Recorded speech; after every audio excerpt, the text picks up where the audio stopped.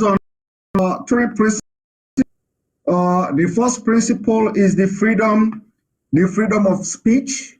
We are going to visit, what the freedom of speech says, especially most of the international laws about the freedom of speech. And then after that, we go to the state formation, what is being recognized as state. What is the statehood when people, a group of indigenous people or people of same ethnic group agitating or wanting the freedom or independent or sovereignty state. We are going to go very briefly on that. And then the third one will be on the international standard, the international standard of freedom of first the international standard of freedom of expression. Two is what the IPOB has filed in 2016 to the International Criminal Court. This communication was done in 2016 by Professor Goran Slota and Andrew Lunazi. Of course, you are very, very conversant with that. And then after that, we start the program. Why are we doing this? Why are we doing this? Why do we have to make references to these three issues I have mentioned here? Is because a lot of people will say that, okay, what you have to do it this way, you have to do it that way, wait for international community to intervene and all that. But we want to tell them this evening that all these things they are saying, the IPOB under your leadership has done even more than expected. And there is nothing to show for it anywhere today. You have written to International Criminal Court. You have hired some of the best lobbyists all over the world. You have done all this, and today we are going to show it to the public for the very first time, the application filed to the ICC in 2016. I know you'll be very surprised that I'm talking. Are you hearing me? Loud and clear, Simon. I'm hearing you. Please. So I'm going to pull the application IPOB under your leadership filed to the International Criminal Court in 2016. Yes. We are only going to read because it is about 93 pages. So when people are talking, they are saying something they know nothing about. They don't know how far you have gone with the IPOB, especially to get justice for what the Nigerian government has done to our people. So today I am going to release only one tip of the iceberg, and I'm doing it for the very first time on this program.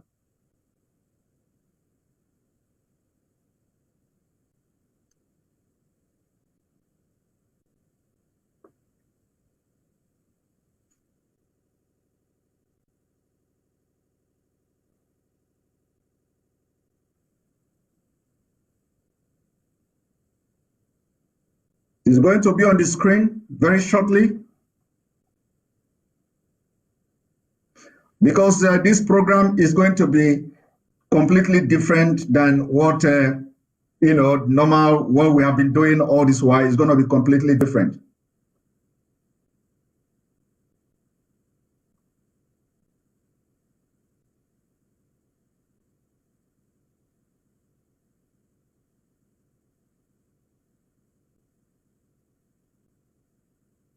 And then also, if the attack is too much, that they couldn't allow us to do something or do it, and they are telling me what to do. They are telling me to do this and do that. So if this doesn't work out, we have to now. We can have a discussion and then we can present the evidence afterwards. We can have a discussion today, and then the evidence will be presented later. Exactly.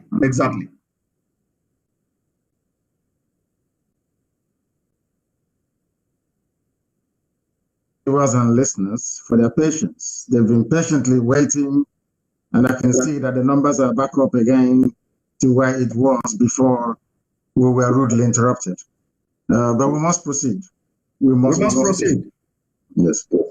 So before we go forward, Could you tell our viewers a little bit about this application I've just mentioned to you, filed in 2016? In 2016, our lawyers, should I say our attorneys in Europe, approached the ICC to make or to present a very compelling case about the human rights abuses being perpetrated by the Nigerian government against the people of Biafra. As you well know, Goran did a very wonderful work. That was in 2016. Also in 2017, additional work was done by our lawyers here in the United States of America. In 2018, additional work was done by our lawyers back home. In 2019, we hired one of the top human rights lawyers in the world to litigate this very matter before the ICC against the Nigerian government. In that same 2019, and as you said, I believe for the very first time, I'm providing clarity on this very matter, I went to the ICC myself. I went to ICC myself. I was deposed. I told them exactly what was happening.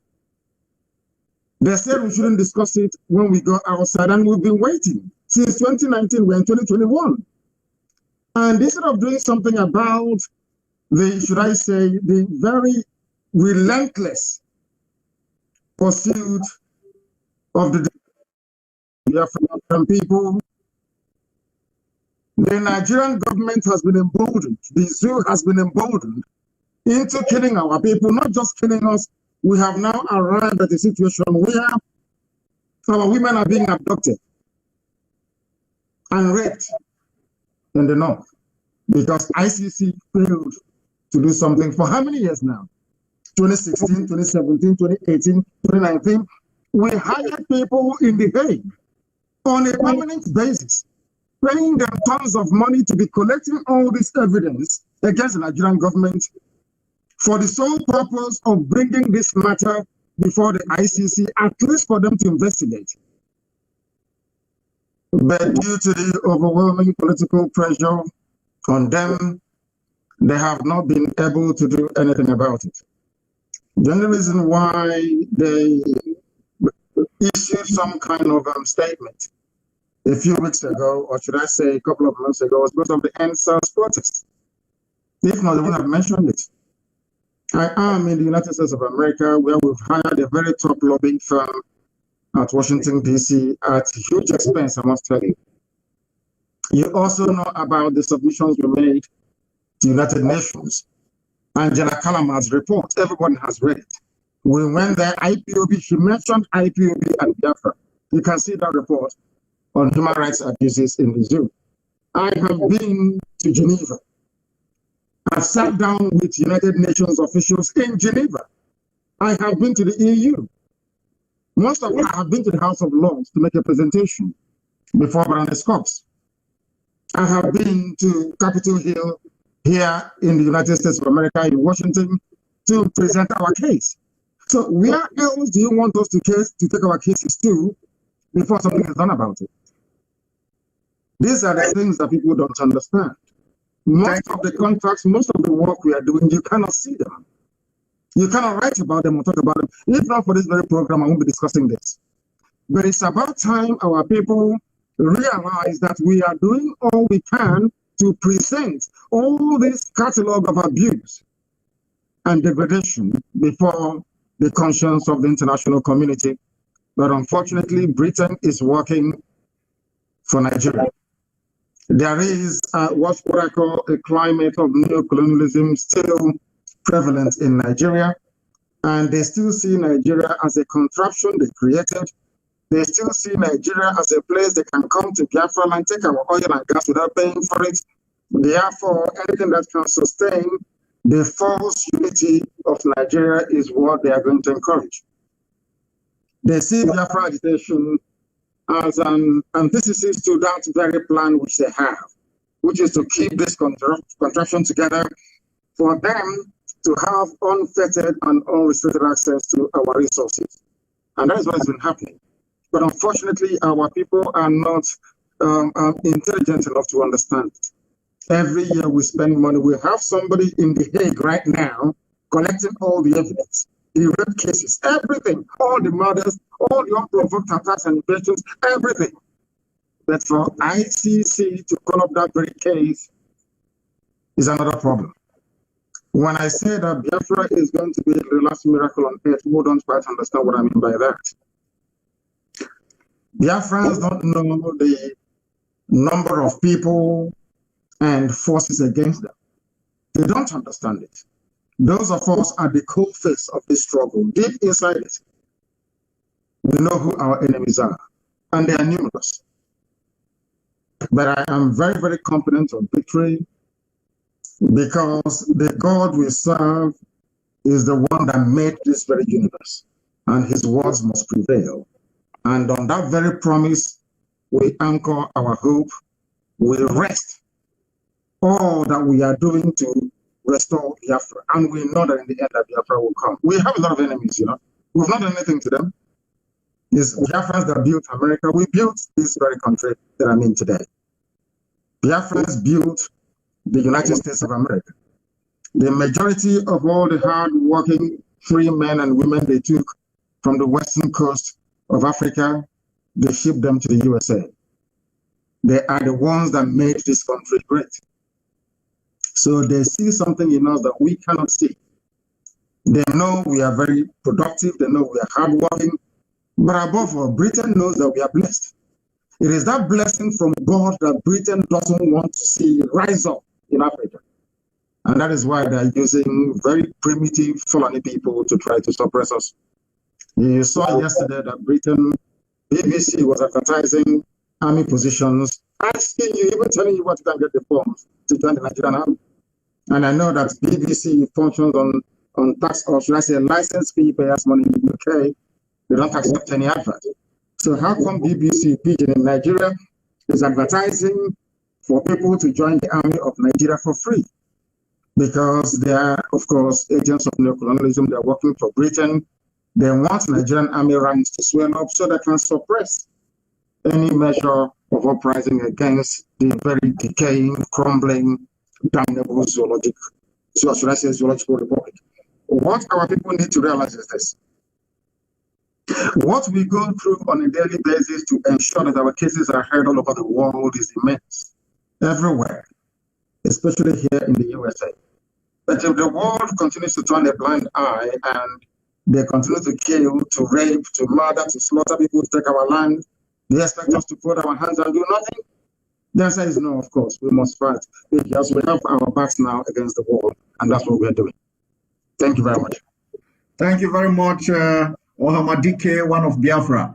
Another thing I want to, this is just an introduction to what we are going to discuss this evening. Another thing I want to ask you is that, there is a man called Peter Smithers. Peter Smithers in 1998, wrote a Nigerian lesson from Sir Smithers. Sir Smithers said the negotiation that the Nigeria as a state was a grave mistake. After 40 years, it is clear that this was a grave mistake which has cost many lives and will probably continue to do so. It would have been better to establish several smaller states in a free trade area. The exculpation, it must be said, that we did not then have the examples of the collapse of Yugoslavia and of the Soviet Union before our eyes. This was a man who was the parliamentary private secretary to the Minister of State and the Secretary of State in the Colonial Office 1952 to 1959. Can you tell us more about what you feel he is trying to do here? what it's trying to do is to draw our attention to the incompatibility of the various ethnic nationalities you have that make up Nigeria, but more importantly, to draw our attention to the irreducibility of value system in determining who should belong with who in any nation. It's quite interesting that he used Yugoslavia as an example. The funniest thing that people don't understand about Yugoslavia is that they are all one Slavic people. They are all Slavic people, as you have with Russia and Bulgaria and all the rest of them. They are all Slavic people. They are one people, one race. They are predominantly Christians. Of course, you have in Bosnia and Herzegovina, during the march of Islam into Europe, that a few of them became Muslims, as you have in some parts of Kosovo and also in Albania. What I am trying to point out is this: if people who are one race, predominantly one religion, cannot live together in a country called Yugoslavia, how about people who are from Senegambia and goodness knows where else? Not the same language, not the same religion, not the same traditions, not the same culture, absolutely nothing. How can you make these people become one nation? Is not possible. There is something we've talked about before that most Africans don't seem to pay much attention to. We are tribal animals by nature. Africans are tribal by nature. That is why every Christmas, every New Year festival, every August, we travel back to the village. Even if you live in Kaduna, somebody will ask you, where are you from? You say, I'm from Ijeoma. Because that is where your ancestors come from. In Africa, we come from where our ancestors come from. But white Europeans can travel to Australia and they're comfortable. They're from Australia. They can travel to New Zealand, they're from New Zealand. They're okay with it. But even if you take us to New Zealand and we stay there for 1 million years, if you ask us where we come from, I will come from Ibeco. That is something that is very unique to Africa, and nobody can take that away from us. And that is something that most people do not understand nor have an appreciation for. That is why in Africa, everywhere you go to, be it in Kenya, in Ethiopia, in South Africa, everywhere, people still talk about tribe till tomorrow morning because we are different. So rather than trying to experiment with us, this sort of very colonial, artificial construct, because mind you, all states in Africa, sub-Saharan Africa, are all racist constructs. Those that developed or created Nigeria, that created Togo, that created Ghana, they had racism in mind, not your interest. And this is what we've been trying to explain to African people. If not, why would we go to Lagos during a revolution, should I say a mini revolution, a protest? And people of Lagos, Yoruba people are saying, oh, that Igbos came here to destroy their buildings. But you are all one Nigeria, you claim. These are the things that people need to appreciate. We don't want Fulanis in our land for the simple reason that we don't want to dilute. Attention, attention. IPOB, one fan. It's okay. What I'm trying to point out, Simon, is this. Forget about all the one Africa. I'm a Pan-Africanist. But we need to start organically. We need to go back to where we come from and begin to build a consensus from the grassroots. If you Biafra want to join Oduduwa in forming a nation, we look at all the pros and cons and then reconcile all these things, and then we move together as one. Look at Britain that gave Nigeria, so that colonized and still owns Nigeria till tomorrow morning. Scotland wants to be on their own. Wales will be on their own very soon. Northern Ireland will live to be on their own. That is human nature. You cannot take it away from us. The only reason why they have Nigeria together the way it is, and why we have been complaining, and why authors and great commentators like the man you alluded to has not gotten any traction in terms of people being able to understand and appreciate what he's saying, is because of the way we reason. I say this all the time. Professor Wole Soyinka, a great literary giant, I would say, came out the other day to say that he is fed up with there is war on his doorstep. He knows very well, as an intellectual, so to speak, that the reason why the war is on his doorstep is because Nigeria is flawed. If Oduduwa were to be on their own, do you think somebody will go to, any cow will go to Soyinka's farm to eat the cabbage or the carrots? It won't happen.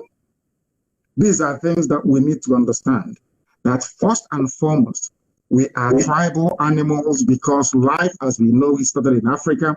We are attached to the land we come from. That is who we are. Because the white man can be born in England and come to America to settle for life and say he or she is an American, doesn't mean we have to follow them.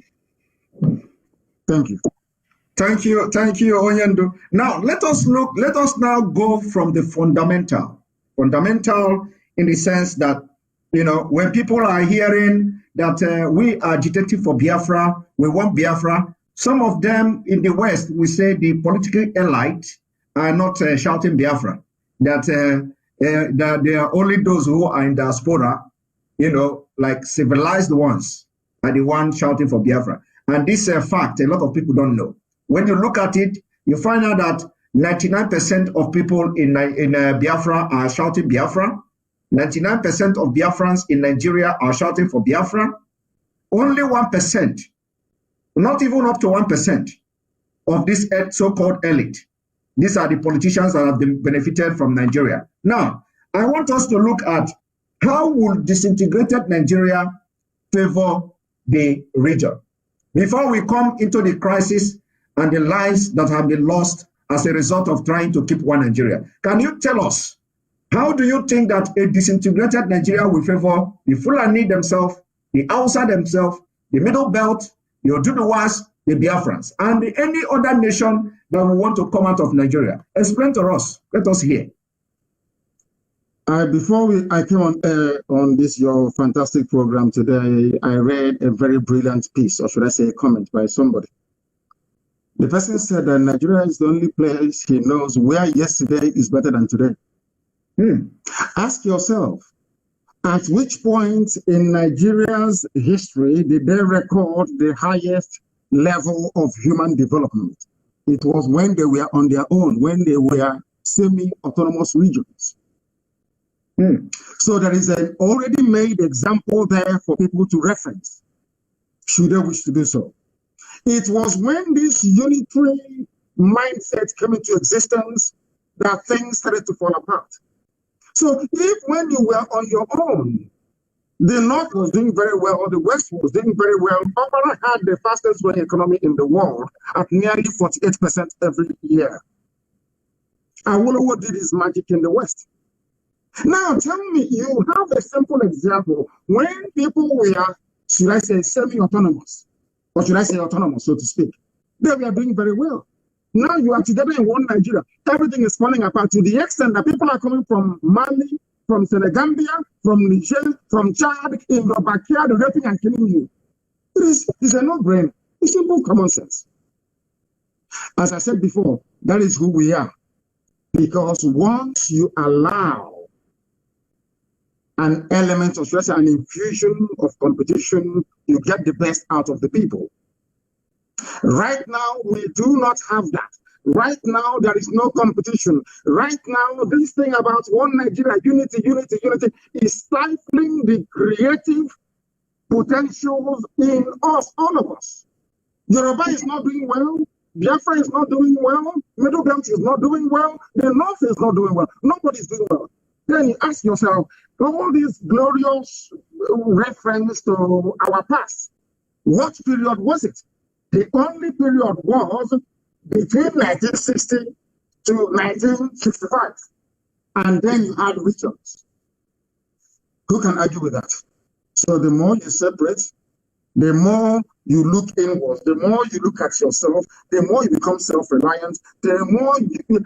Do you know that in those days, all the regions that they had embassies abroad? Do you know that? Do you know Eastern region had their own embassies abroad with their flag? Are you aware of that? Most people don't know this.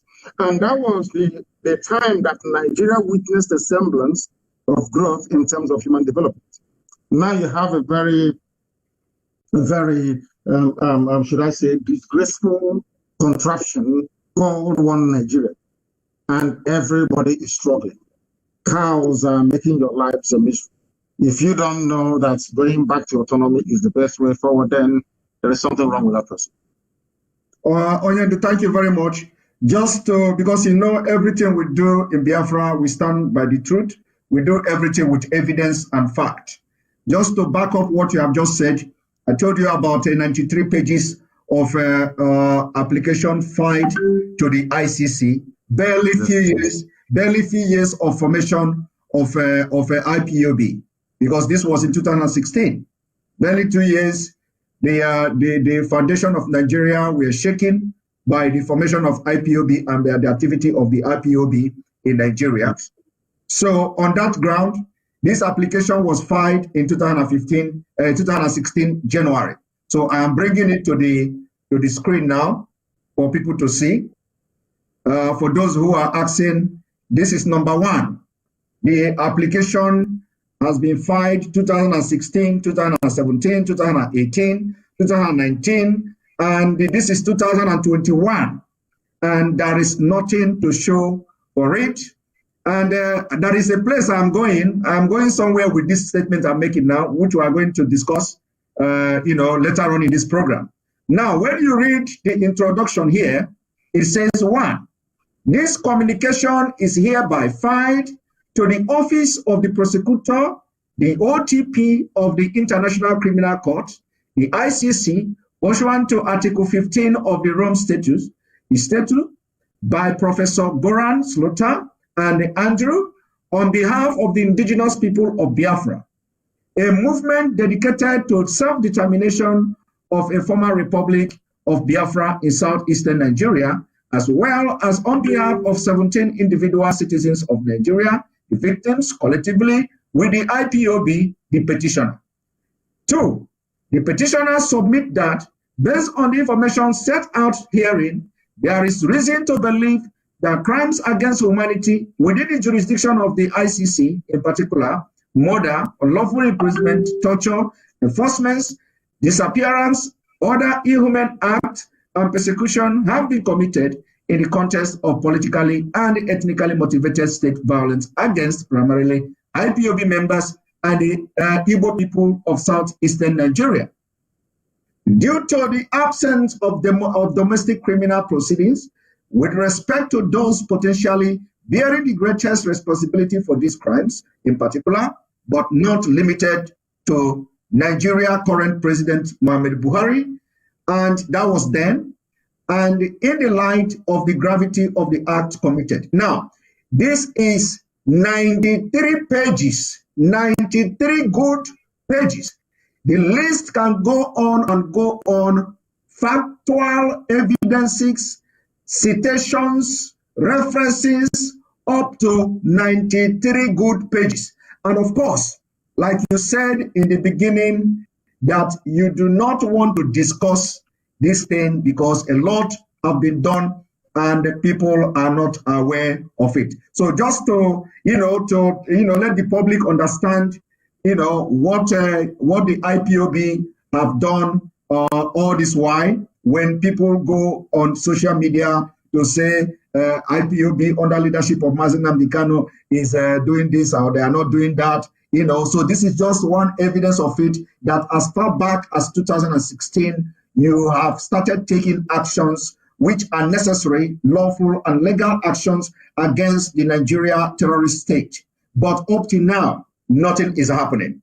But I'm still going to come back to why I am showing this thing, because the actions of today is as a result of the failure of the international community to hit to the call of the Biafra people, of which you have done honorably well in that aspect.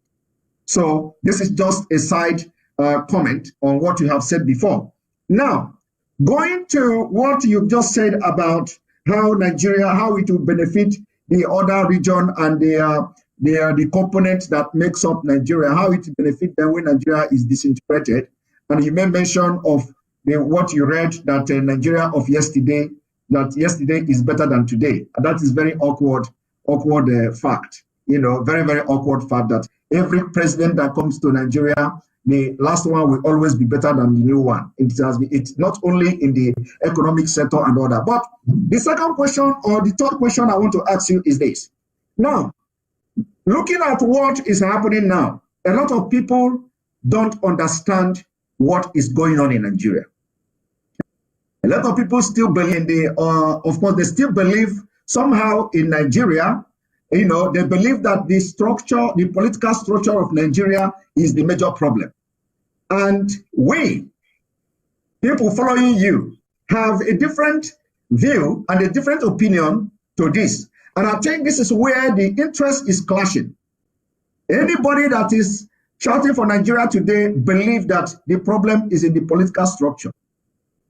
We are believing that the problem is not about political structure, but rather there is a motivated or there is a premeditated act to take our land and turn it into Islamic State or Fulanize us. So we are not looking at the aspect of the political structure anymore. It is a struggle for survival of our people. I want you to shed more light on this because, you know, those supporting one Nigeria must have risen. And the reason what we have seen is that they are thinking that the political structure of Nigeria is the problem of Nigeria. So can you tell us more about, you know, that it is not the political structure, rather something they should know about? Thank you, somebody. Something they know about that pretend not to know about it. Everybody knows about the hegemonic tendencies of the Fulani Caliphate. We are well versed in the, should I call it shenanigans, of those people who are always expanding. There was a lecture that I gave that the Fulanis are the only people that continues to expand. Not expand in terms of population, but in terms of territorial influence and supplanting existing cultures and traditions with their own. When we say this thing, people say, "Oh, you're warmongering, you're profiling, and it is hate and all the rest of it." And I say it is pure nonsense.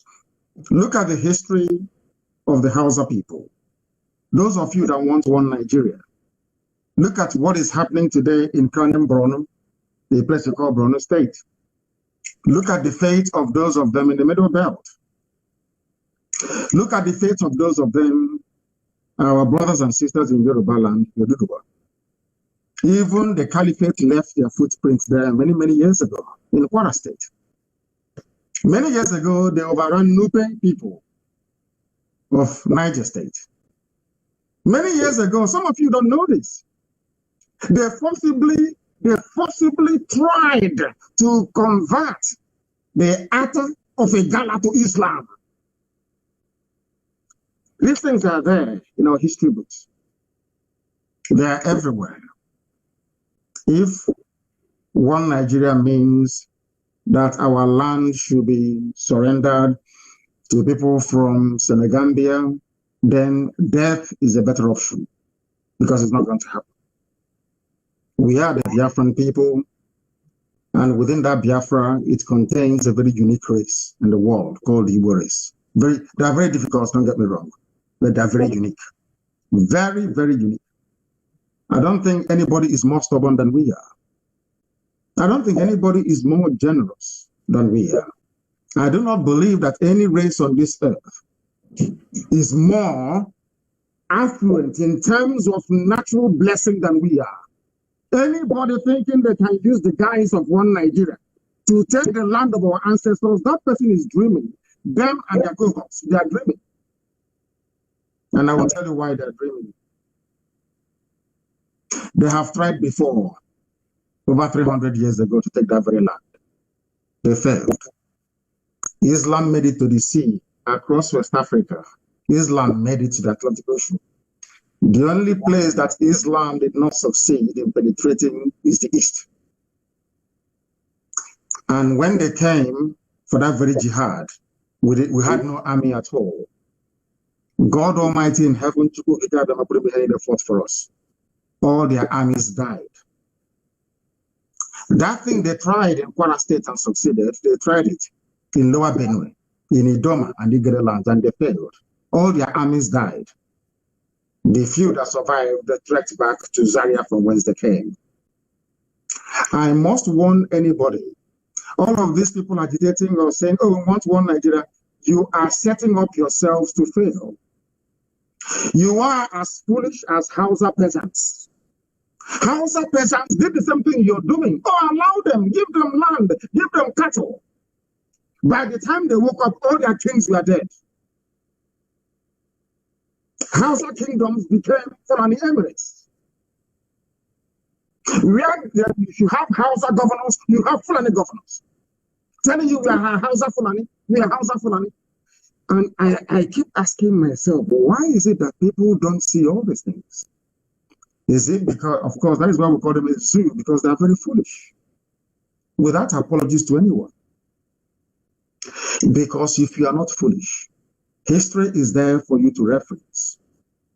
These people asking you for land, asking you for root and maintain peace, let's stay in one Nigeria. What are their antecedents? What have they done in the past? Because where we come from, from their behavior in the past, you now know if you can trust them or not. But it's Britain that is behind the scenes, remoting everything that's happening in this room. I am a British citizen. I hold a British passport. I know there are good men and women in England. It is a land of conscience. It was English people that left Southampton to come to America to build America, the land of the free. English people, yes. They traveled on a ship called Mary Rose. They landed at a place called New England. Conscientious, honorable, God-fearing people. They were the ones that helped slaves to escape from the south to the north. English people. But there is a breed we have now. Blood-sucking demons. Their job is to hold Africa down, to hold a black person down. And how are they doing it? They don't want you to tamper with any of their creations in Africa, all these idiotic states, all these artificial boundaries they gave us in Africa. No, because that is the beginning of the chain that is holding us down, and they know it. And the question is, who is a Nigerian? And I will ask you a simple, I want you to contemplate something, Simon, for me. No, I ask you now to go and prepare a Nigerian dish for me. What are you going to present? Because if you bring a wedu soup, somebody from the East will tell you that is not their food. They're not going to eat it. If you bring Afan or a big item, somebody from Kanu State will tell you that is not our food. If you bring Tuwo, is it Tuwo Shinkafi or whatever they call it, somebody from the Middle Belt will say that is not our food. Ordinary food, there is no commonality. Is it the way they dress? So I keep asking myself every blessed day when I wake up, what is it that unites Nigeria together? And then I discovered it is two things. An innate desire to be corrupt, and secondly, stupidity. Those two things are very, very pivotal. They are the things driving the zoo. People talk about their founding fathers. When the Fulanis are talking, they say our founding fathers, and I keep asking them, Nigeria, your president, so-called, the dead Buhari, is older than the country. And where else in the world do you have a head of state that is actually older than the country in the 21st century? So tell me one place. Only in Africa. Because they came to Africa and they built all these contraptions, and now in our idiocy and stupidity as black people, we accepted it. As I keep asking all the time, can you go to Europe to build a country for them? They will hang you that same day. If you cannot do the same thing in Europe that Europeans did in Africa, then why are you accepting it? Why are you accepting it? The key thing here is the way we reason. That is the problem with the black man, how we reason. People talk about Nigeria as their country, talk about Nigeria as their nation, as if Nigeria has any legs to stand on in the first place. Nigeria it has no meaning. It is a very derisory meaning. It means something very terrible and very awful. If I ask in Yoruba language, tell me the meaning of Nigeria, you cannot tell me. If I go to Igbo language, tell me the meaning of Nigeria, you cannot tell me. But I know the meaning of England. It's the land of the English people. I know the meaning of France, or is the land of the French people. It's only in Africa they have all this garbage. And we are, after our university, after our so-called PhD, FFD, SSD, common to reason like a human being, we cannot. Those are the things we are fighting. And those are the things that our detractors are very, very uncomfortable with. And that is why today you must pat yourself on the back, and every IPOB member for that matter, for the very simple reason. At last, people are beginning to reason with this, all thanks to what we are doing. So don't mind them. When they go back into the privacy of their homes, they consider that what we are saying is right. But outwardly, due to economic, political, or whatever thing that it is, they wish to toe the line of let's keep Nigeria warm. We are not fighting with anybody. All we are asking them to do is to reason for once in their useless lives to be able to. They say insult them. If you're an idiot, why won't I insult you? I'm asking you, go to a white man's land and tell them you want to create a country in Europe. That day they will roast you alive. They will, in fact, they will first of all inject you. They will say you are not well in the brain. They came to our land, they divided Yoruba into three. Some Yoruba is in Togo, some Yoruba is in Benin Republic, some are in the zoo. You are telling me that a Yoruba man who is in Nigeria is more related to a Kanu man who is in Borno, more than his own brother in the other side of Paraguay, in Porto Novo, in Benin Republic. They speak the same language, wear the same clothes, do eat the same food, everything is the same. But a white man, now we have French Yoruba, those who are in Benin Republic and in Togo. We now have English Yoruba who are in Nigeria. What type of God made us? And let me give you an example before I conclude on this very point. Simon, is this. Do you know that Togo used to belong to Germany before? Togo, they were Germans before. After the Second World War, they used Togo to compensate France because Germany lost the war. And these are human beings in Africa, for Christ's sake. I can't understand this type of nonsense. I can't understand it. And that is why I keep saying that the one of the greatest, disasters to befall me in life is to come from Africa. Where people do not reason. How can you have the same people? One part is French, the other part is English. Is English and is Yoruba and the French, are they the same people? The answer is no. And you're telling me that a Yoruba man inside Nigeria should be related with somebody in Borno State. Lord have mercy. Thank you very much, please. Thank you very much, Onyendo. You have explained this thing very broadly. The point you have made very clear is that they knew that the problem of Nigeria is not based on political structure. They know it very well. The problem of Nigeria is that people are conquering our land, and they are trying to take our land and convert us into Fulani nation and caliphate. And that will be resisted with everything we have. Now, the next thing I want to, talk about or ask you about is, of course, like I said, we are going to get tough, this evening. We are going to say things that will provoke a lot of people. And on that note, I'm going to bring to the screen or should I say, the Declaration of Human Rights on Freedom of Expression and freedom of speech. Now, when you look at what is going on in the zoo, they circulated some kind of threat letter to the medias in Nigeria, threatening them that you must not mention Fulani.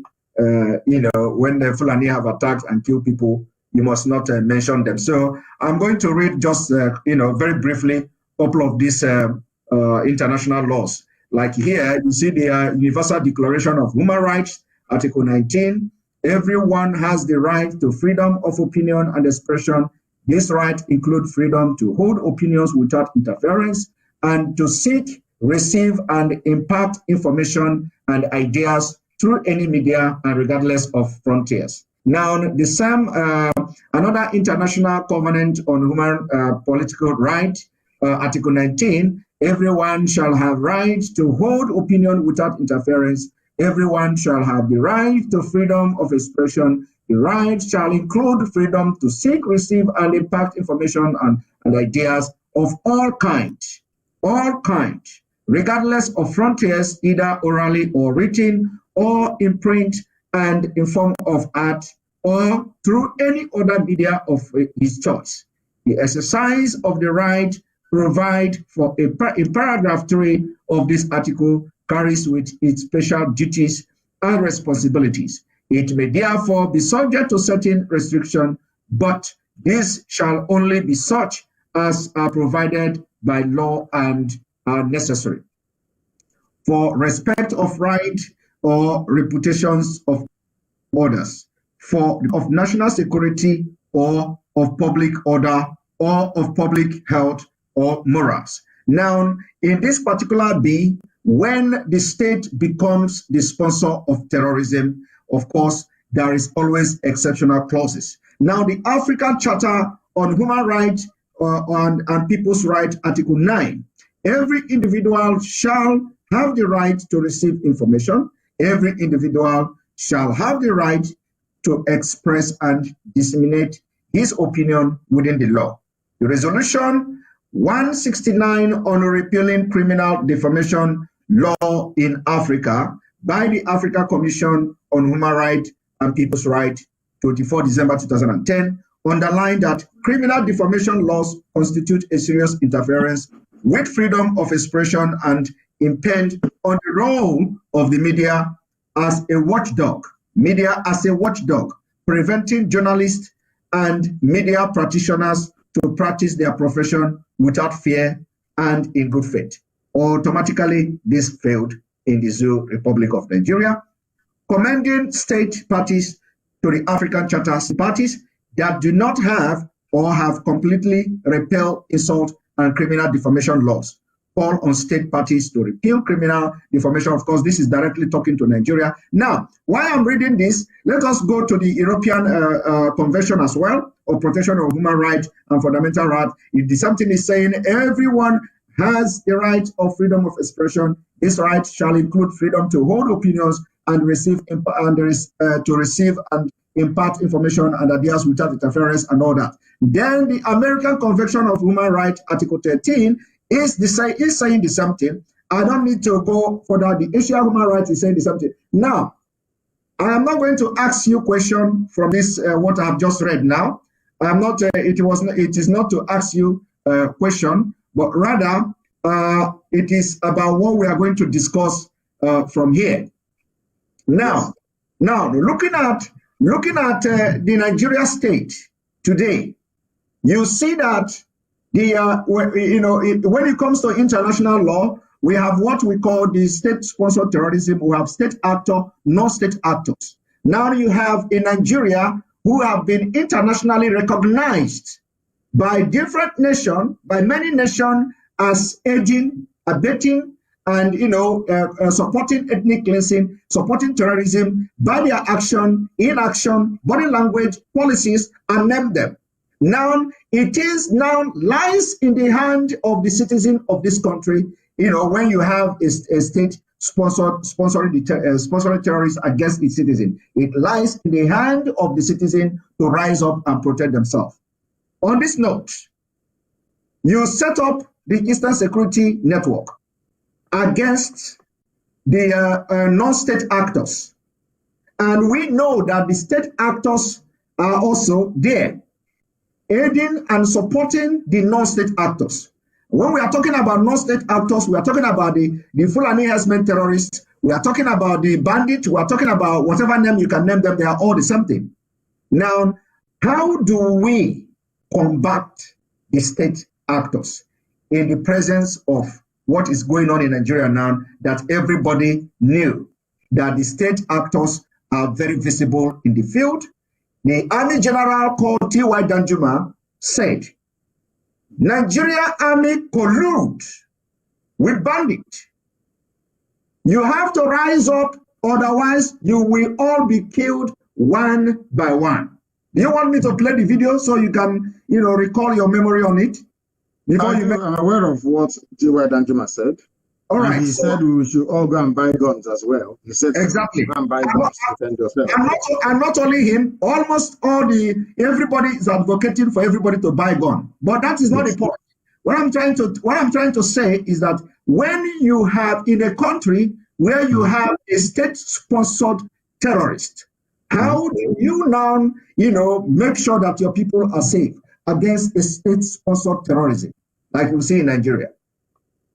Thank you very much. Before I answer that question, before you started, you read out some conventions and some laws guiding people by the UN, by EU, by Africa, and all these people.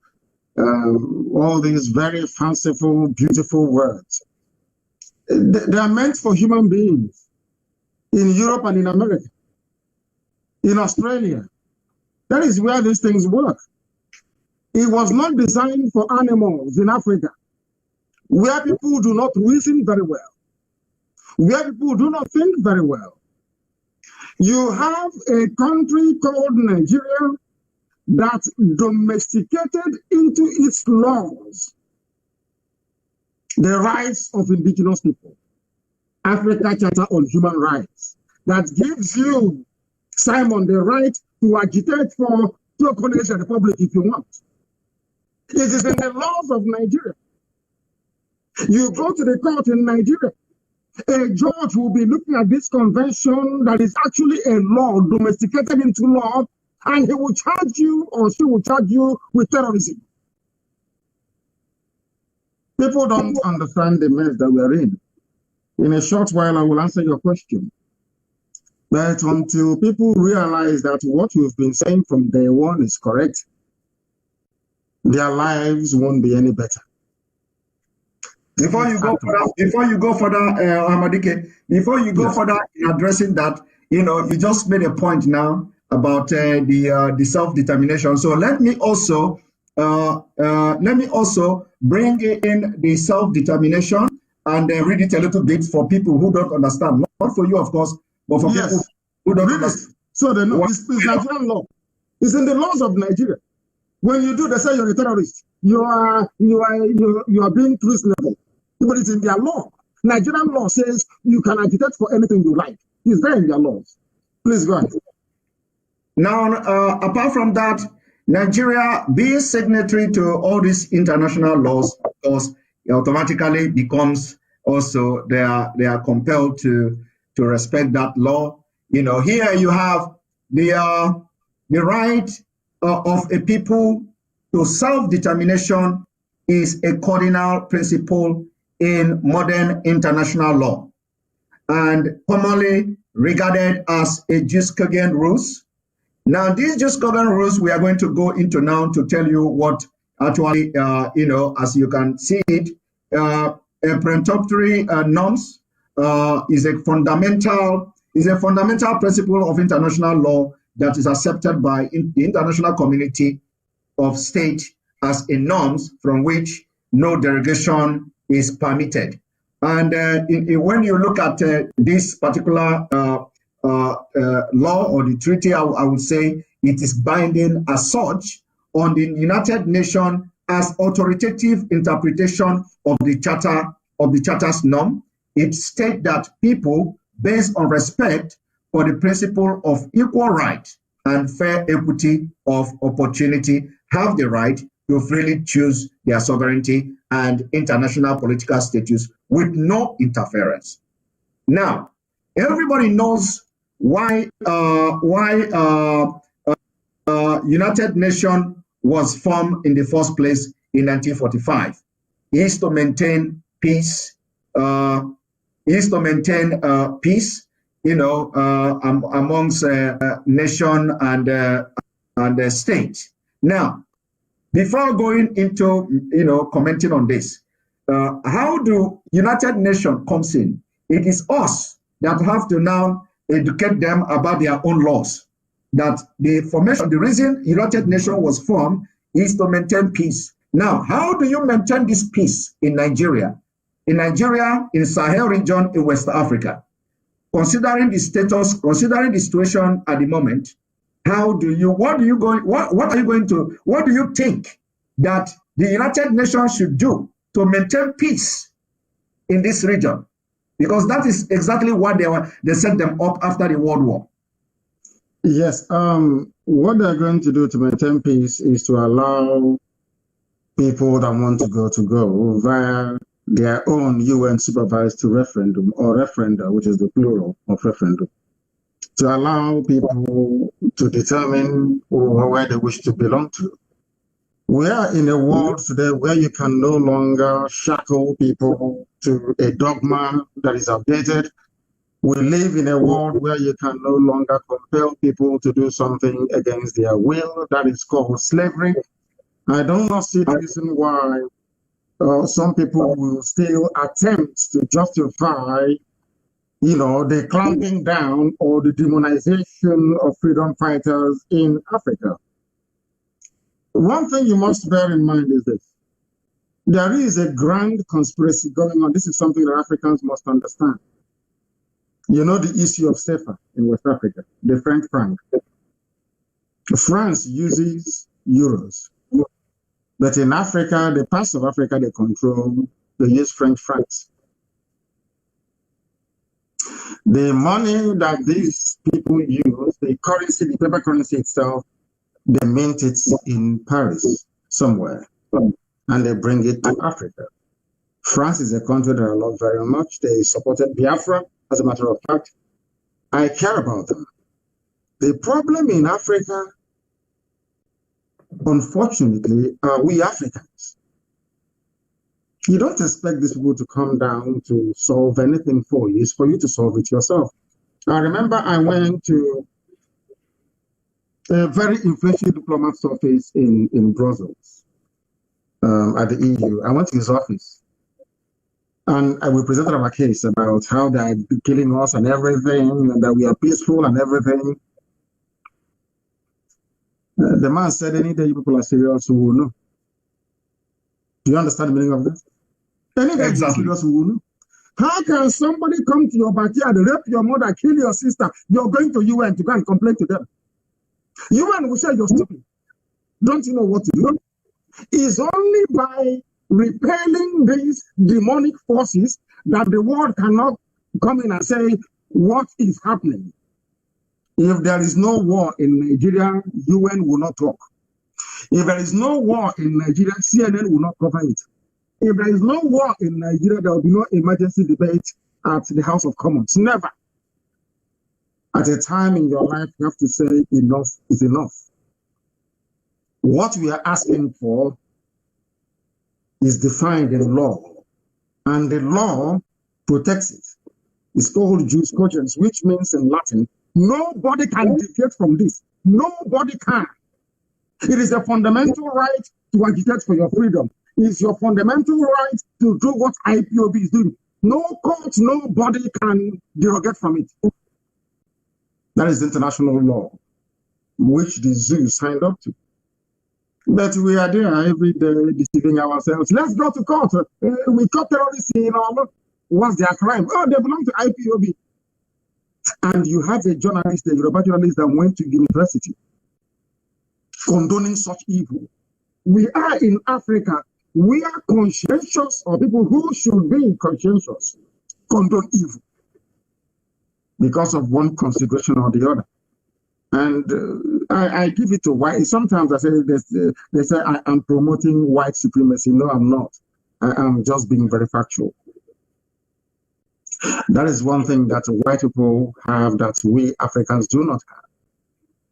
When you make a law, you keep that law. That is why that statue of woman you see all the time that is blind, people don't know the meaning of it. You go to court, you see a woman with sword.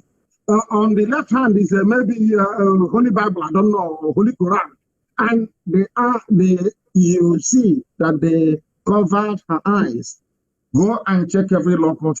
Do you know what it means? That the law is blind. So even you, as a judge or magistrate interpreting the law, You don't look at the ethnicity of those who are involved. You don't consider if they are rich or poor. You just interpret the law the way you see it. The law says that what IPOB is doing is correct. But somebody will go to police station and write and say, oh, they are terrorists. It's treasonable felon. Therefore, what is happening to us is coming from us, not from white people, not from anybody else. After all, the way that Britain is meddling into the zoo today called Nigeria is because we allowed it to happen. They're allowing it because Fulani is benefiting from it. Typical black people. And I must remind you that white people came to Africa. The Portuguese, the Spanish, the French, the British, the Germans, the Belgians, they came to Africa. The conquering army, the European conquering army that took over the whole of Africa, were not Europeans, they were Africans. They come into Africa and they use Africans to conquer Africans. It hasn't left us till today. And these are the things that we are fighting. That is why I keep saying that the best thing that IPOB could do for black people is to change the way they reason. Once you change the way they reason, you will see all the difference in this. Remember when we used to tell our Yoruba friends and brothers that the Fulanis are coming? Nobody believed us. They mocked us, they ridiculed us. They said, even today, you allowed the Fulanis to come this far. They never rose up to condemn them. They never interrogated this Janjaweedism, this march of the Fulani. And as you were saying this, Simon, something occurred to me. Do you know that the Attorney General of the Federation of Nigeria is now advocating that the Fulanis must have a ministry for cows, a commission for cows? Are you aware of it? It's in Vanguard, Mr. Vanguard. And you are all in one Nigeria. 21st century, and you're discussing the movement of cows. There is no justification whatsoever. We are in the mess we are in today because we allowed it to happen. Any day we rise up and say enough is enough, the world will take notice. That's what we are doing. You asked about ESN. Why would ESN come? The first rule in nature is self-defense. It is so common. It is called tort law. T-O-R-T, tort law. Which means that even a mad person knows about it. You don't need to go to court to justify yourself. You come to my land, you kill my mother, you rape my sister, you cut them into pieces, and then you go. When I confront you, you tell me you want Ruga. You want Fulani in every state in Nigeria. Who told you that? If you're going to give this preferential treatment to cattle raiders, then why not motor snipers dealers all over the country? Why don't you give them land and give them loans? People see the truth in the zoo and they keep meandering, they keep hiding from it. After all these years, look at the likes of Modo. After messing up for years, now his eyes absolutely open. They now know that what IPOB has been saying is right. That's the thing with our people. No single apology to any idiot, wherever they may be in the world. I'm in America, I don't give a damn. No apology to any idiot, anywhere they are. ESN has come to stay. We are going to die there, all of us. Let them bring that their nonsense to our land and we'll teach them a lesson. They can do that always in Yoruba land. We take their land and talk, bring it, we'll die there immediately. So they can see with their 2 eyes. Hausa may have fallen for them very cheaply and easily. Wadi or Wadi people may have fallen for them. Nupe may have fallen for them. Egala, some parts of it may have fallen for them. But you see the land of Biafra. We will not surrender Biafra, never, ever, ever.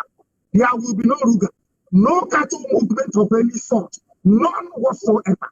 They can bring all the families they like, they cannot settle in Biafra land. They can settle elsewhere, but not in our land. ESN has come to stay without apologies to any idiot, to any fool. We don't apologize to any idiot. Did you see the lady that was caught up in?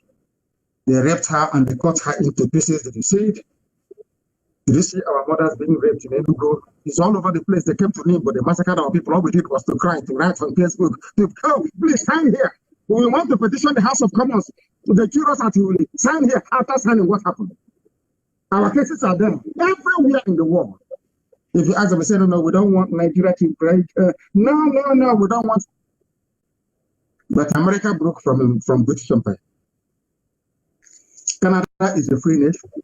Is that not correct? Under British influence before.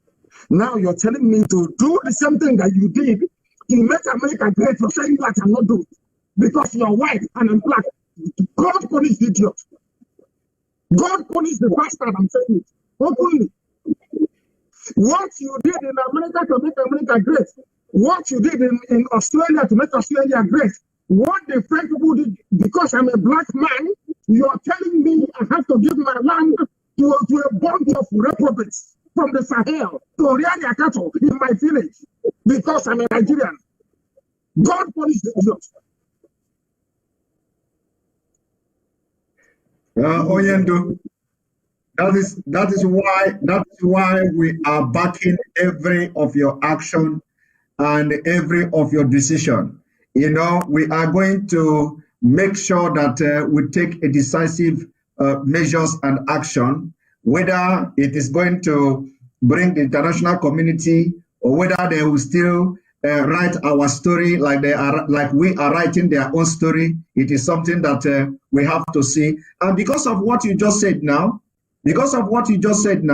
there is, if you permit me, I will play just one video that is very, very important of our brother, that also shed more light on what you just said now, making America great again, or making your people great, and you don't allow us to do our own.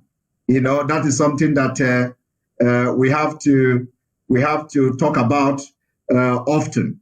You know, you cannot come and tell us not to do anything on our own, but in your own country, you want to do everything and make it the way you want. So let us play this video for our viewers to see. Very, very important. Very, very important. One moment.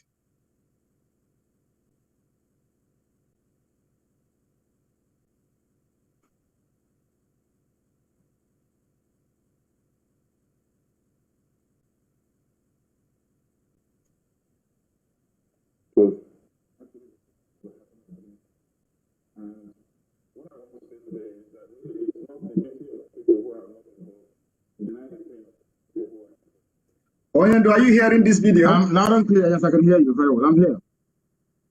Because they don't want me to put it online. I've tried to pull it, so let me play the audio. So yes, at least. Right.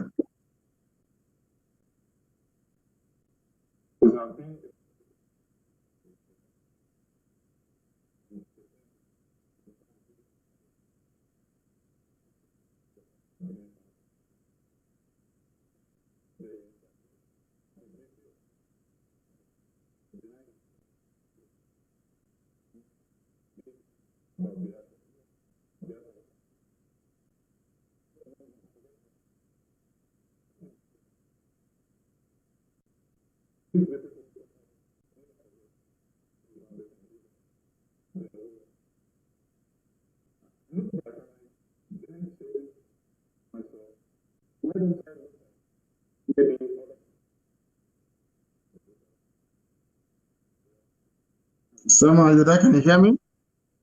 Yes. Are you hearing the audio? No, I can't hear it. No, I can't.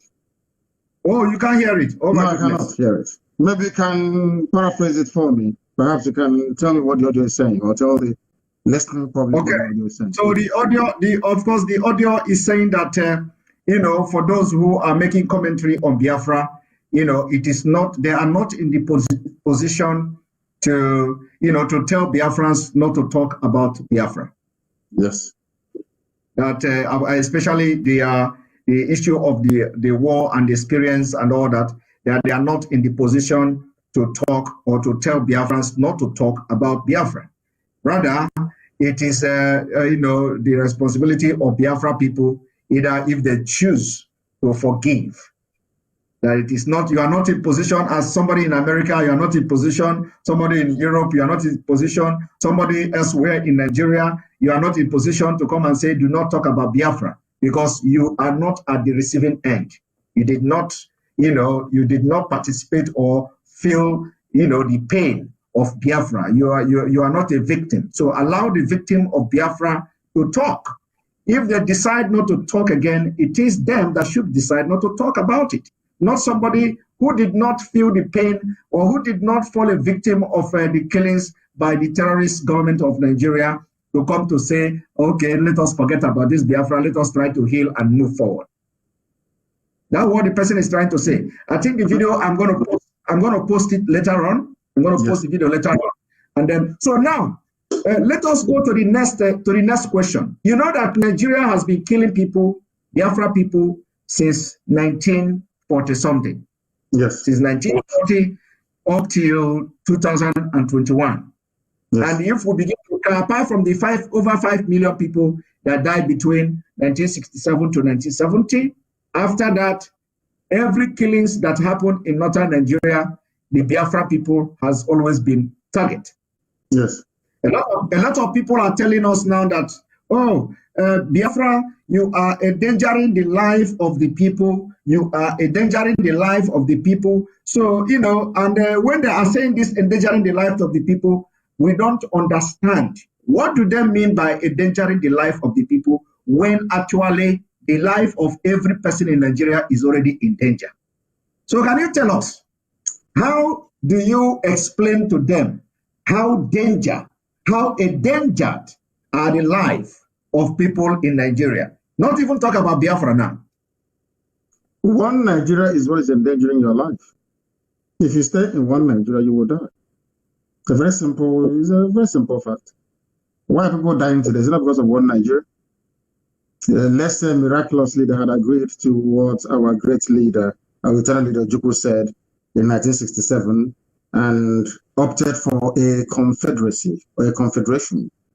Do you think Fulani will come and kill you today? Is that not common sense? This people, they know the truth, they keep pretending. Let me tell you one thing, Simon. Those living in Kanu and Kaduna, they're endangering my life in the village. If because of you, the Fulanis have the temerity to come to kill us, that means you in Sokoto, you in Meduguri, with your 2x2 hotel, because of that, you want to endanger my entire village. You are the danger to me, not me to you. Let me tell you one thing. Have you ever wondered why each time the Fulanis, they kill people, they take over your land, and there is this who had this, trouble now bubbling, they always talk about unity of the country. Unity of the country. What is it after each and every atrocity? The next thing they talk about is the unity of the country, because they know that within the so-called fake unity of Nigeria, they can perpetrate any evil and get away with it. Don't you know that? If Ojukwu went to Aburi and agreed a confederation with Goa, came back, Britain said no to it, because that will not allow them to use the Fulani to do Satan's work that they are doing, to the work that is the work of Lucifer. Everyone knows that very well. It's the work of darkness. Getting all these savages from across the Sahel to come in a country where we were before Koro, here, before our eyes. The government of Nigeria said, no, the killing people are foreigners. When I go to it makes me very, very upset, to be honest. And I hate Nigeria the more, and anybody who calls him or herself a Nigerian. As I've told you, I don't see you as a human being. Once you say you're a Nigerian, I see you as something lower than you. God in heaven knows. I don't have any regard for you. Before our eyes, they asked them, people are killing us, so come to rescue us. So they said, no, they are foreign, they are from foreign, they are foreigners. Now, the same foreigners, you want us to give them land to do agriculture. Honestly, I don't know the God that made black people. I'm being honest with you. I don't know who made it. I don't know where we came from. Because no human being can reason the way we do. I tell you, it's not possible anywhere in the world. Who are those killing us? You said, they are foreigners. Before our eyes, during COVID, the height of COVID, they closed southern borders, they opened northern borders. Nobody said anything. Even today, or was it yesterday, they appointed a new EFCC chairman. That man is a foreign man. Nobody saying anything. So that means that Nigeria belongs to them. That means if you support one Nigeria, you support what the foreigners are doing. It means you want me, my village, to be taken and handed over to foreigners. Anybody canvassing for one Nigeria, you are a threat to me and to the way of life of our people. There is a reason why when you're going to the village, you buy a bottle of hot drink to give to an elder, to pour libation on the ground of your ancestors. That was the same reason why when Joseph died in Egypt, they dug his body up, his bones, and took him back to the land of his fathers to go and bury him in Israel. That is who we are. Nobody can take our land from us. Anybody, if we are in the north, you are endangering us. Mind what you say, not to endanger us. But you living in the north, you are endangering me living in the village. I knew that when this problem started, they would say, oh, you have Igbos everywhere doing their business. Nobody's driving them away. Why are you driving? I know they will come to that. And that is their method. Because you're living in Gwagwalade. I should give Obakala to you. Fulani will take over Obaka. Did they come for business? Is it today the threat to kill you? From 1945, they have been killing you. I remember when George Bush went, I think 2005 or whatever, and bombed Al-Qaeda bombed, what are they called again? Taliban in Afghanistan. In Kanu, they were killing us. In Kanu State, they were killing us. When somebody drew a cartoon of the Muhammad in Denmark, they kill us in the zoo. Have you all forgotten? Are we that foolish that we have all forgotten all of this? During election before your eyes, they destroyed polling stations. They said, oh, Biafrans are going there to go and vote. Let's destroy it. EU was that they observed it. They saw everything. After seeing all of these things you're telling me about, I'm endangering your life. You are the one endangering me. And before you endanger me, I will endanger you first. Thank you very much. Oyendu, this is a very strong one. And I think every Biafran agitators, including media and those writing in national media, should take this up. This is a very strong one. Those who say we are endangering their life or life of Igbos, the people in northern Nigeria, the people supporting one Nigeria are endangering our own life. I think this should be the message from now on, so that because a lot of people never understood, from this perspective you are coming from now.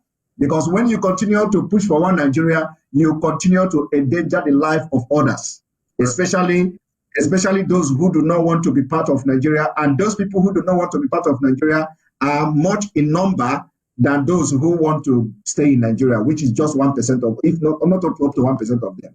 So this message should be spread. We have to continue. Now, another thing is that when you listen to the Inspector General of Police, you just mentioned about the EFCC, a Fulani, and nobody is talking about it.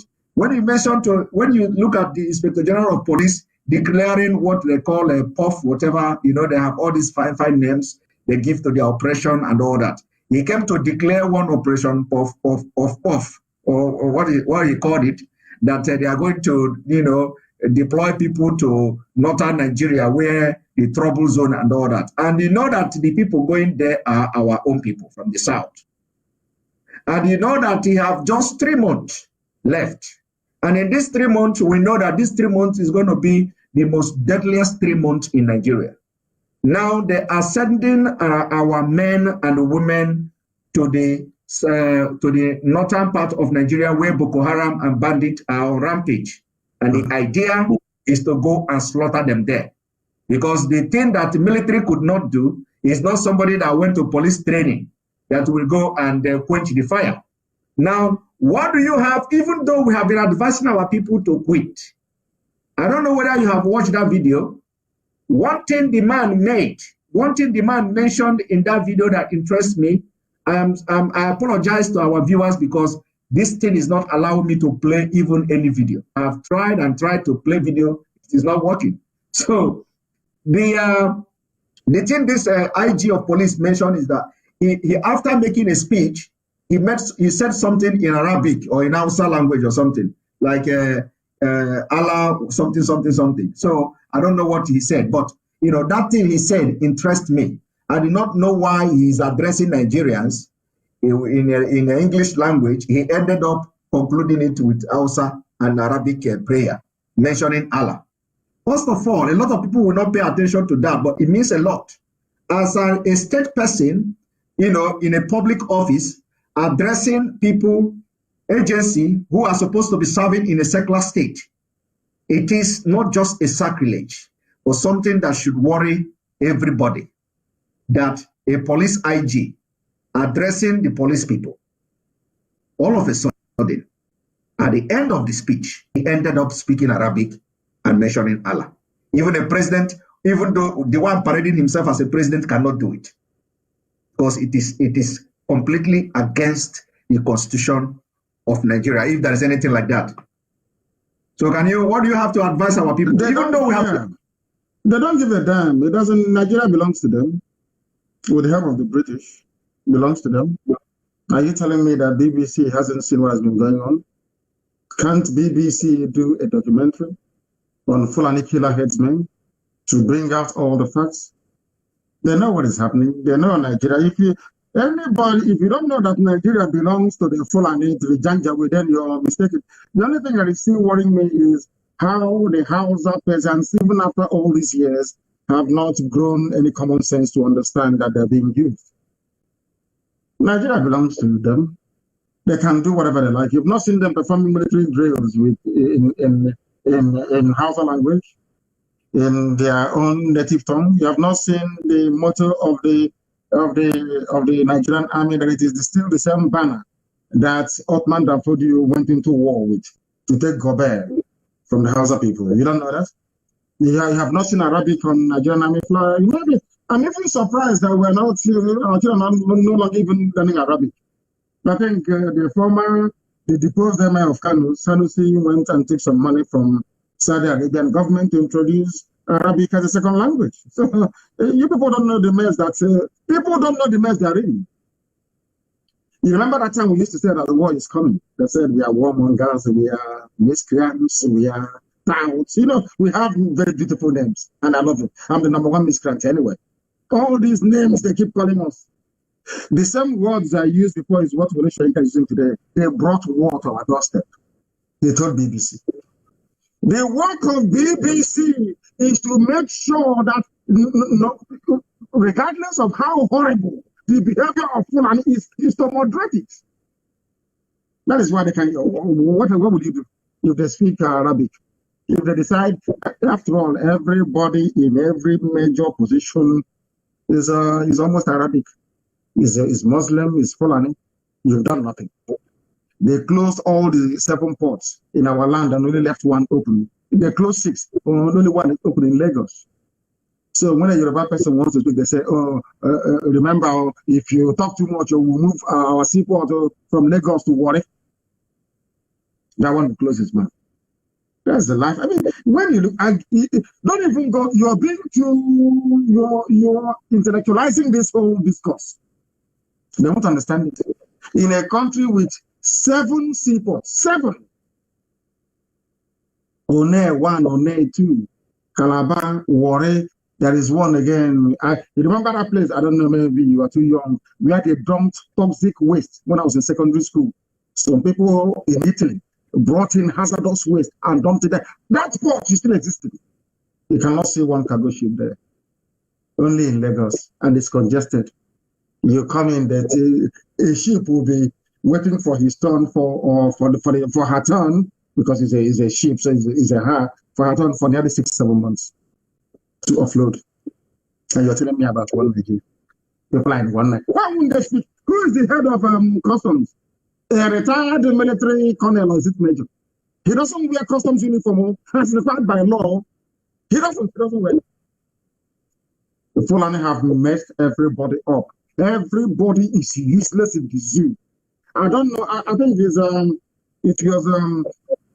Ohagi who was writing Eluchibu, that whoever is advising the Fulani is doing a very good job, because they know us very well. They know we are black people. They know nobody's going to come to rescue us. You can do whatever you like. The BBC is there. All they care about is to make sure that the Fulani continues their march to the sea. That is the work of the British and the BBC, and it's never going to stop until we rise up and say, enough is enough, which is what we are doing. So you're worried about people speaking Arabic when the army is Arabic. No, go and look at the emblem, it's not Arabic already. That is the mess we are in. It's unfortunate that people do not see this mess. I heard one idiot, as I mentioned the other day, talking about my wife is from Hausa, my baby mother is from Yoruba, the senior brother is from Juku, and I'm Igbo. Because of that, let's have Nigeria. People look at that. People talk as if they injected them in there, as if there's something wrong with their brain.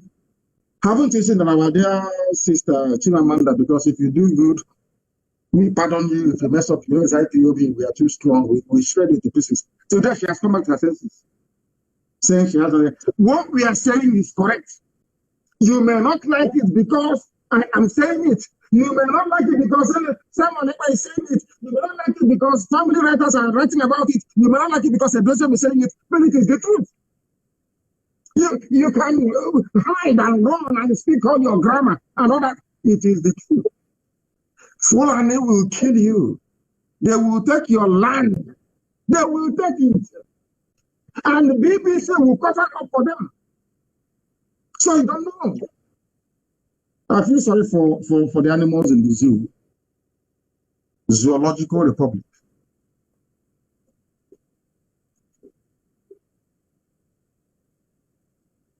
Thank you very much. Are you there? I'm here. I can hear you very well. All right. Very good. Very good. So, you know, these people, the attack is still going on, and they are battling with the thing at the same time. They are removing people. They remove people. That's what they do. We have over 10,000, 9,000 plus. They have removed nearly 2,000 people. That's what they do. Ignore them and continue. Yes, they are throwing me off balance, but we have to continue. Now, when you look at the some of the international laws on statehood, they are declared, like you mentioned about that UN have all these laws and all that. Of course, they are not paying attention. So I just want to read some of the things that to simplify the actions of the United Nations that must shape the international laws of statehood. And those things that shape the international law for statehood, for example, the Biafra state. If at a point as this thing is going now, Biafra declared state is this. The resolution passed by the General Assembly, the decision of the International Court of Justice, the law recording codification effort of International Law Commission, and the decision by the members of by the member to enter treaty, recognize or not recognize purported state. Now, there are in addition to this, there are three traditional criteria that could make people, indigenous people, to be regarded or to have a statehood. Because all these things I'm saying now is something that Biafra overqualified, like Biafra people overqualified. Now, the three traditional criteria is population, territory, and government. And then in defining or giving more meaning to all this, the three most basic and least controversial criteria of statehood come from Article 1. Article 1 of the Montevideo Convention of 1933. Now, although the treaty itself has never been officially adopted outside of the Americas, of course, we know what when it comes to international politics and international laws, Article 1 remains highly influential and is generally considered a reflection of most fundamental criteria of statehood. Talking about Biafra now, if what is going on Who knows anytime this year? Who knows anytime next year? Who knows anytime before 2023? If something happened that every nation in Nigeria begin to declare the statehood, just for clarity. Now, the population, the first fundamental criterion is a permanent population. Simply put, the population of a potential state cannot be entirely composed of nomad or travelers based elsewhere. And now we are talking about the Fulanese. So you cannot, Fulani cannot have a statehood because they fall under the nomad, and or they are regarded as the travelers or they're based elsewhere. They cannot be regarded as population, and that is happening in Nigeria. This is in law. That is happening in Nigeria. Fulani is claiming Nigeria where other people understood what international law says and chased them away. They come to Nigeria where Gari and the Akpu and the Ewedu and the Egusi has beclouded the sense of reasoning of the people who call themselves politicians. And they cannot know their left and right. And now Fulani has come to understand that the people that are in the front line of politics from the southern Nigeria are all Mumu, and they are using that Mumuness against every other Nigeria, which goes to what you have said, that these people are endangering your life and the life of other people while they continue to remain in Nigeria and nomads are controlled. Now, that is for population. Number two, the territory. The second is defined territory. The borders do not need to be fully defined or undisputed. They just need to be an identifiable location. And this is where I give it to you, and I doff my cap, because a lot of people have come to attack you about bring your map. Bring your map. In international law, like I said, the Montevideo Convention, anybody can go and check it out.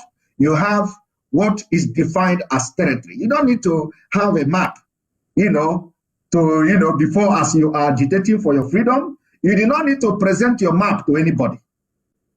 At the point where we are now, the question shouldn't be where is your map. So some people are actually misleading a lot of people into putting more effort and emphasis on what is map. But rather, the law says there just needs to be an identifiable location.